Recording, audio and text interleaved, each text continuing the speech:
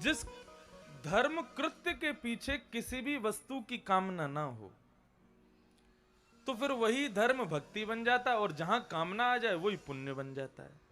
समझ में आ रही है बात?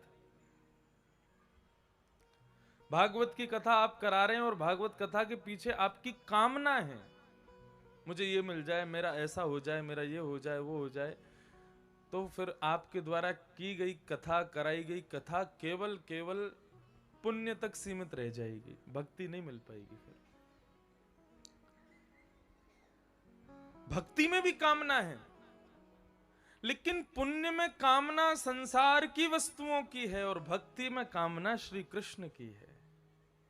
बस पुण्य में भक्ति में यह अंतर है। पुण्य में कामना भोग विलास की है,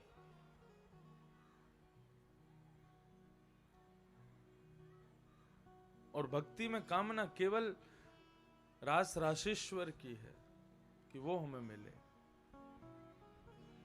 तो भक्ति और पुण्य दोनों में भेद है। पुण्य जब करते हैं तब फल की इच्छा रखते हैं, और भक्ति जब करते हैं तब केवल और केवल कृष्ण की इच्छा रखते हैं। इसलिए पहले ही सुनिश्चित कर लीजिए कि आप बार बार पुण्य भोग करके स्वर्ग जाके पुनः पुण्य कमाने के लिए ये कथा सुन रहे हैं, कि बस एक बार बस भक्ति कर लें और भक्ति करके भगवत धाम जावें, वैकुंठ पहुंचे, फिर दोबारा कभी ना आवे, उसके लिए कथा सुन रहे हैं। पुनरपि जननम पुनरपि मरणम पुनरपि जननी जठरे शयनम। आदि शंकराचार्य भगवान कहते हैं, मानव पुण्य की याचना करते हुए क्या करता है? पुनरपि जननम, फिर से जन्म लेता है, और पुनरपि मरणम, फिर मरता है। पुनरपि जननी जठरे शयनम, अपनी नई नई माताओं के गर्भ में उनके मलमूत्र आदि में पड़ा रहता है।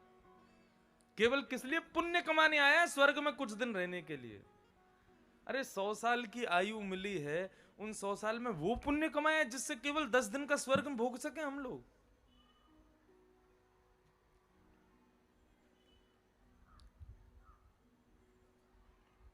पुण्य की इच्छा नहीं होनी चाहिए, भक्ति की इच्छा हो।